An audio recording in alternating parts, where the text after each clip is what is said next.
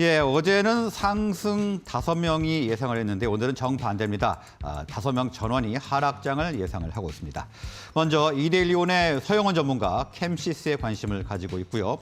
우성현 전문가는 아가방 컴퍼니, 뜨거운 태양 전문가는 바이오니아에 관심을 가지고 있습니다.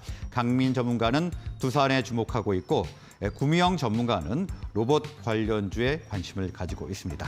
자, 그러면 두 분과 화상으로 이야기 나눠보도록 하겠습니다. 이데일리온의 우성현 전문가 그리고 서영원 전문가 연결돼 있습니다. 자, 두 분 나와 계십니까? 네, 안녕하세요. 네, 안녕하십니까? 자, 먼저 우성현 전문가님. 자, 미국의 국채 금리가 가파르게 오르면서 지금 증시에 부담으로 다가오고 있습니다. 오늘 전략 어떻게 준비를 하면 좋을까요? 네, 저는 국내 증시는 월요일 낙폭을 좀 일부 회복하는 흐름에 반등을 보여주며 마감을 했는데요. 역시나 미증시에서도 반등 이후 연속성을 좀 보이지 못하고 FOMC 경계감이 짙은 모습이 이어지면서 하루 만에 다시 반락하는 흐름으로 주요 지수도 하락 마감을 했습니다. FOMC가 진행되고 있는 상황에서 7월 100bp 금리 인상을 했던 캐나다에 이어서 또 스웨덴 중앙은행에서도 울트라 스텝을 단행을 했는데요.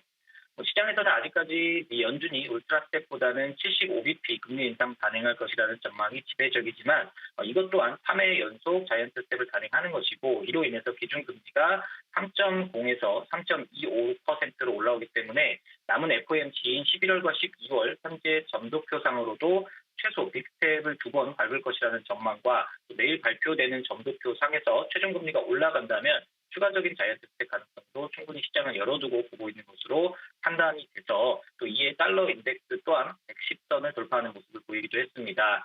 역시나 이런 매파적인 금리 인상 전망에 경기 침체 우려가 커지면서 미 국채 금리가 또 한 번 급등하는 모습을 보이면서 증시에는 부담으로 작용했다고 볼 수 있겠습니다.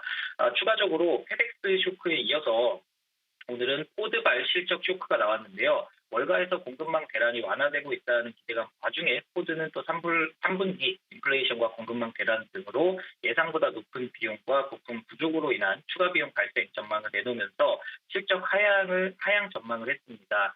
주가는 11년 내 최대폭으로 하락하는 모습을 보이면서 가뜩이나 금리 인상으로 경계감이 가득한 시장에 실적 불확실성이라는 추가적인 악재를 더한 것이 아닌가 생각이 되는데요. 그나마도 좀 긍정적인 부분을 찾아보자면 국제금리 발작으로 장 중반 급락세를 보이면서 직전 저점을 이탈했던 뉴욕 지수가 장 후반으로 가면서 아래 꼬리를 길게 달고 낙폭을 좀 회복하는 모습으로 저점을 지켜주려는 모습이 나왔다는 점입니다. 국내 증시에서도 오늘 개장 초 뉴욕 증시 하락 마감 영향을 받으면서 개파락 출발할 것으로 보이기는 하지만 월요일 흐름과 비슷하게 전저점을 이탈하는 순간에 개인들이 투매 그리고 외국인들이 물량을 받아주면서 마감이 됐고 전일 좀 반등이 나왔다는 부분을 참고해 보면은 오늘도 좀 같은 패턴이 비슷하게 나오지 않을까 이렇게 생각이 되고요. 오늘도 역시 개별 테마주 장세가 이어질 것으로 예상이 되는데요. 우크라이나의 요충지 탈환과 러시아의 병합 투표 등 재건 관련된 긍정적인 소식들이 계속해서 나오고 있는 상황이니 관련주들 흐름도 함께 살펴보시면 좋을 것 같습니다. 네, 오늘도 개별 테마주 장세가 이어질 것으로 전망을 해주셨고요. 다음은 서영원 전문가님, 답답한 증시가 이어지고 있습니다. 어떻게 저희가 준비해야 될까요? 네, 맞습니다. 현재 시장의 시황의 흐름들은 대부분 비슷하게 좀 예측이 되고, 그다음에 우리가 결국엔 FOMC 회의 이유를 좀 지켜봐야 되지 않을까라는 생각을 하는데요. 사실 어저께의 이슈는 또 미국발에서도 있었습니다만, 유럽 증시에서도 좀 충격은 있었습니다. 독일의 8월 생산자 물가 지수가 전년 대비 45% 급등했다라는 소식들이 좀 전해지면서 유럽 증시부터 하락세가 좀 이어진 상황이었고요. 어쨌든 인플레이션에 대한 우려감들은 지금 미국뿐만 아니라 우리나라뿐만 아니라 전체적으로 전 세계적으로 나오고 있다라는 점에서 상당히 좀 우려감스럽다고 볼 수 있겠습니다. 특히나 유럽 같은 경우에는 천연가스 가격에 상당히 좀 인플레이션의 영향을 많이 받는 모습이다 보니까 이런 점이 좀 반영을 했다라고 볼 수 있겠고요. 하지만 지금은 조금 그래도 천연가스 가격이 안정을 찾아가고 있으니까 크게 우려하실 필요는 없지 않을까라는 생각을 하고 있습니다. 그리고 미국 증시 같은 경우 아까 말씀드렸듯이 코드 관련된 이슈로 인해서 좀 하락폭이 좀 키워나가는 모습이었습니다만 최근에 저는 애플에 대해서 좀 관심을 계속 갖고 있는데요. 애플은 또 오히려 상승하는 흐름들을 보여줬습니다. 아시아 국가에서 앱스토어 가격의 인상이 이루어질 것이다라는 소식들이 좀 전해지면서 실적 개선에 대한 기대감이 좀 나타나줬고 그로 인해서 미국 증시가 하락폭을 좀 만회하는 모습들이 이어지지 않았나라는 생각이 듭니다. 역시 미국 증시 역시 지금 현재 흐름들을 보시면 혼조세와 함께 개별 종목 장세가 이어지고 있는 상황이고요. 뭐 FOMC 회의에서도 여러 가지 좀 발언들이 나오고 있습니다만 긴장감이 상당히 고조되고 있지만 어쨌든 회의가 좀 지나야 되지 않을까라는 생각이 들고요. 오늘 역시 한국 증시는 섹터별의 접근이 유효하지 않을까라는 생각을 하고 있습니다. 그래서 저는 우크라이나 재건 관련된 종목과 그다음에 애플 부품 관련된 종목들도 여전히 좀 관심 있게 살펴보셔야 될 게 있고요. 그럼 정부 정책적으로서 최근 좀 발표된 자율주행 관련된 이슈로서는 계속 좀 부각될 수 있다는 점에서 지수보다는 종목별 접근이 유효한 상태다라는 점들을 참고해 보시면 좋을 것 같습니다. 네, 미국 증시도 혼조세로 개별 종목 장세가 펼쳐지고 있는데요. 우리 증시에서는 애플 관련주 그리고 우크라이나 재건 관련주에 관심을 가져볼 만하다 이렇게 예상을 해주셨습니다. 다음은 관심 종목 알아보도록 하겠습니다. 먼저 우상현 전문가님. 네, 오늘 관심주로 가져온 종목은 정책주 중에 일환인 아가바 컴퍼니라는 종목입니다. 일단 국내 유아 의류 용품 판매에 대한 매출이 기업의 약 92% 매출을 차지하고 있는 유아 의류 및 용품 판매하는 기업이고요. 아가방, 디어 베이비, 에스와 큐토 등의 브랜드를 보유하고 있는 기업이라고 보시면 됩니다. 시장에서는 주로 저출산 문제에 대한 정책적인 이슈들이 있을 때 주가의 급락 변동을 자주 보이는 종목이고 함께 테마성 움직임을 보이는 종목 등으로는 제로투세븐, 모나리자, 깨끗한 나라 등의 종목들이 있다고 보시면 되겠습니다. 국내적으로는 지난해 합계 출산율이 또 세계 최저 수준을 기록한 가운데 올해 2분기 합계 출산율도 0.75명밖에 되지 않는 수준으로 저출산에 대한 부분이 결국 인구 감소로 이어지는 굉장히 심각한 수준까지 올라왔다고 볼 수 있겠는데요. 이런 상황에서 물론 근본적인 문제를 해결하기는 어렵다라는 평가가 좀 나오고 있긴 하지만 윤 대통령이 저출산을 국가적인 재앙이라고 강조를 하면서 출산율을 높이기 위한 현금, 보조금을 늘리는 정책을 또 유인을 하고 있고 각 지자체와 기업들에서도 신정부가 들어선 이후에 출산 장려금을 확대하는 등 저출산에 대한 문제점을 해결하려는 노력들이 나타나고 있습니다.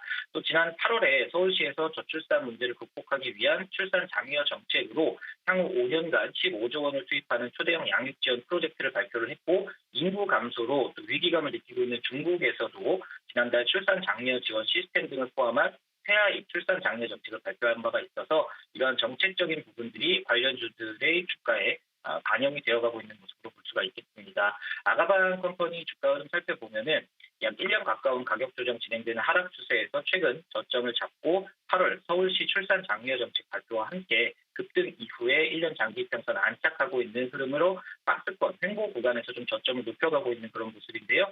미국과 캐나다 순방을 마치고 돌아오는 윤 대통령이 다음 주인 9월 5주차에 저출산 문제와 관련해서 직접 입장 표명을 할 것으로 예상되고 있기 때문에 전체적으로 저출산 테마주들이 이슈를 기다리는 기술적 흐름을 유지하고 있는 것으로 보여집니다. 시장 하락과 함께 주가 조정이 일부 진행된 이후에 이슈와 함께 다시 상승할 가능성이 있으니까요. 가격적으로는 4,200원에서 4,000원 사이 매수포인트 잡아보시고 목표가는 4,700원에서 5,000원, 손절가는 3,830원 라인 잡고 대응 전략 세워보시면 되겠습니다. 네, 정책 수혜가 예상되는 아가방 컴퍼니 관심주로 분석을 해주셨고요. 목표가는 4,700원 제시를 해주셨습니다. 다음은 서영원 전문가님. 네, 오늘 제가 관심 있게 보는 종목은 캠시스라는 종목인데요. 카메라 모듈을 제조하고 납품하는 부품업체다라고 볼 수 있겠습니다. 카메라 모듈 쪽에서 특히나 캠시스는 갤럭시에 들어가는 부품을 좀 납품을 하고 있는 상황인데요. 삼성전자 1차 벤더로서 최근 삼성전자발 매출 증가에 대한 기대감이 상당히 좀 높아져 있는 상황이다라고 볼 수 있겠습니다. 작년에는 실적이 좀 좋지 못했는데요. 올해는 좀 개선될 가능성이 높아져 있고 이미 1, 2분기 실적도 긍정적인 실적을 좀 보여줬기 때문에 하반기 실적에 대해서도 흑자전환 기대감을 좀 가져보실 수 있다라고 볼 수 있겠습니다. 그리고 최근 이슈가 되는 것 중에 하나는요. 테슬라의 자율주행 채택에 대한 부분인데요. 사실 최근 테슬라의 자율주행 서비스 같은 경우에는 보통 레이저 센서를 통해서 활용이 되고 있습니다. 하지만 이 레이저 센서 같은 경우에 거리 감각에 대한 부분이 좀 한계성을 좀 드러냄으로써 테슬라가 차세대 자율주행 시스템에 있어서는 카메라 기반의 자율주행을 채택할 것이다라는 발언들이 좀 이어지고 있고 실질적으로 앞으로 생산되는 테슬라 자동차에 대해서는 카메라 쪽으로 좀 전환되는 모습들을 좀 보여줄 것으로 예상을 하고 있습니다. 그렇기 때문에 카메라 모듈 쪽에 대한 매출 증가는 계속해서 접근할 수 있다라는 점들을 감안해 보신다라면 기대감이 좀 높아져 있다라고 볼 수 있겠고요. 캠시스는 정부 정책에 따라서 지금 자율주행 섹터로서도 좀 편입되어 있는 종목이기 때문에 단기 트레이딩 관점에서 시세를 충분히 좀 노려보실 수 있는 흐름이 좀 되고 있다라고 좀 보실 수 있겠습니다. 최근 좀 기관성 매수세와 함께 한번 좀 시세 이후에 눌림목으로 좀 반등세가 좀 이어지고 있는 상황이고요. 전일도 좀 시세가 좀 들어왔다가 장기 매물대에 대한 흐름으로 인해서 윗꼬리가 좀 달린 모습들도 존재를 하긴 합니다만 그래도 이평 수렴 자리에서 추가 상승 여력은 충분히 남아있다라는 점을 감안해 보신다라면 시장 조정시를 활용하셔서 조정 매수세로 좀 대응해 보실 수 있을 것이고요. 최근 들어서 좀 정부에서 UAM과 함께 자율주행, 차세대 자율주행에 대한 이슈들이 계속 부각되고 있는 상황이기 때문에 지난번에 말씀드렸던 모트렉스에 이어서 후발주로서도 접근해 보실 수 있는 종목이 된다라는 점을 참고해 보시면서 캠시스 접근 방향성 잡아보시면 되겠습니다. 하지만 현재 좀 매물대가 좀 놓여 있는 상황이기 때문에 장기 투자 관점보다는 단기 트레이딩 관점으로서 좀 접근을 해보시는 전략이 더 유효한 자리다라는 점을 염두에 두시고 캠시스 좀 관심 있게 살펴보시면 좋을 것 같습니다. 네, 카메라 모듈 업체 캠시스 관심 종목으로 알아봤고요. 다음은 우성현 전문가님. 자, 최근에 FOMC 이후에 변곡점이 될 것이다 이런 분석을 하는 분들이 많은데 어떻게 예상을 하고 계신가요? 네, 맞습니다. 지금 경계감이 가득한 시장인데요. 일단 내일 새벽 한국 시간으로 3시 정도에 FOMC 결과와 또 파월 연준 의장의 발언이 예정이 되어 있습니다.